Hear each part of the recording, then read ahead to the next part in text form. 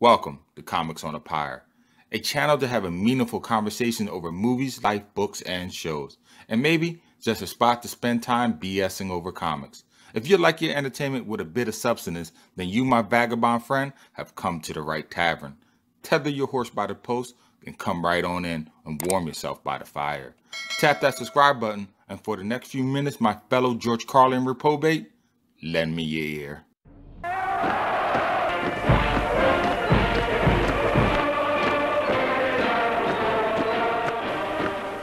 Uns allen geht das Herz über vor Freude über euch. Ihr wisst gar nicht, wie das deutsche Volk euch lieb gewonnen hat.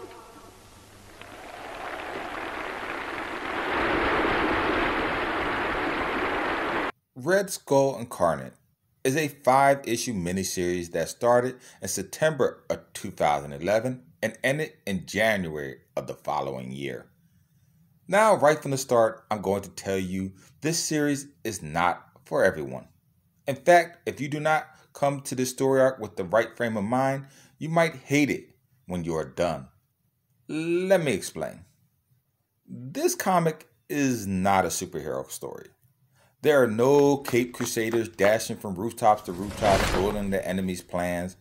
No, this is just a simple story about a boy and how he survived alone in the mean streets of Berlin to eventually become the right-hand man of Adolf Hitler, the Fuhrer himself. I'll be honest, at first, the story shook me. What it must have been like to live in Germany, and specifically at that time period. What I would have done, what I would have become. Would I have had the courage to fight the good fight, or just fold up and fall into rank like the rest of the crowd? What I can tell you is that I like how authentic the story felt. Sure, the Red Skull didn't exist in real life, but the reenactment of a child growing up in that time was realistic to me. And let me tell you, it seemed a hard way to go for all those parties: communists, Jews, Nazis, gypsies. The story starts in Munich, Germany, the year 1923. The First War was over and a Great Depression struck the land. Prices for food and other valuable materials were exponentially inflated. The poor stood in line for hours, in lines that circled the block, just to be price gouged by goods that days before cost a fraction of what they do now. And these people seemed to be the lucky ones, while others were left orphaned by the war and forced to live in hostile reform schools for boys, where they were beaten severely for just the most minor infractions. And this is where we first see John Schmidt, the wayward boy that would one day grow up to become the Red Skull, the most antithetical nemesis and staunchest opponent of Captain America. Sometimes it's jarring to see a deadly villain when they were young. It seems that the Red Skull was not always so mean. In the early years, in fact, he shows signs of compassion and, yes, even humanity. But every time he lets this part of himself show, it is rewarded with brutal punishment and the fiercest of retribution. For instance, while cleaning up the yard at his school, a puppy is found by another child by the name of Dieter Lehmann. Remember the name because this child becomes extremely important later on in the story. Instead of giving up the dog to the dog catcher so that it can be executed, John lies for the boy. But his reward for his merciful act is being physically punished by the school's dean. Later on, that same dog catcher asks Schmidt to kill a dog so that he may learn the profession, and again, he refuses, only to have that same small dog be thrown in a pen with larger ones to be mauled to death.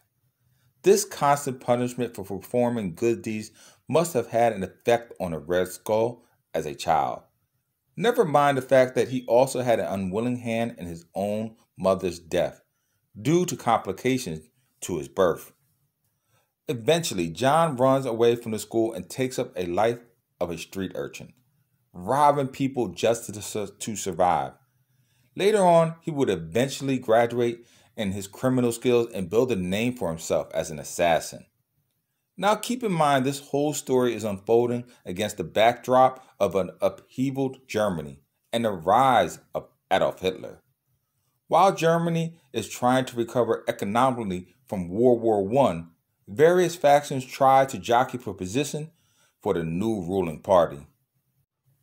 The two parties that were the prime candidates for this position at the time were the Nazis, of course, and a group called the Red Front. The latter was a German parliamentary organization affiliated with the Communist Party of Germany during the Weimar Republic. It was officially a non-partisan and legally registered association. But when Hitler became chancellor, he saw fit to disband the group along with various other groups that opposed him.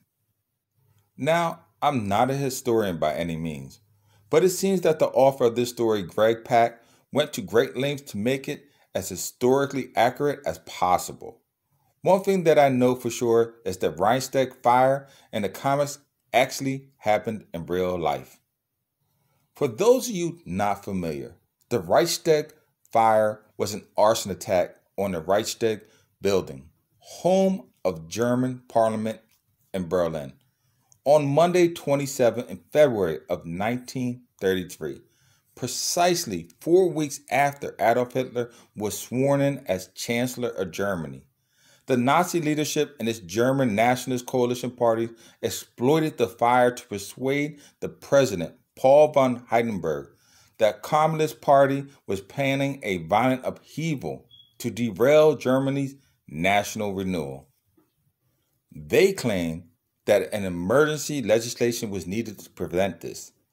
Commonly known as the Reichstag Fire Decree, the resulting act for the protection of the people and the state, abolished a number of constitutional protections and paved the way for Nazi dictatorship. Some evidence was later found that the fire was indeed started by the Nazis themselves, the very party that accused others of the act of arson. But the evidence was buried and later dismissed. It was this kind of attention to detail that hooked me into the story. So again, the arc is as much a history piece as it is a coming-of-age story for the Red Skull. But I must warn you before you dive into this series, the covers are also misleading, as the villain we all know as the Red Skull does not even appear in the series. It ends showing how John met and eventually became Adolf Hitler's personal bodyguard.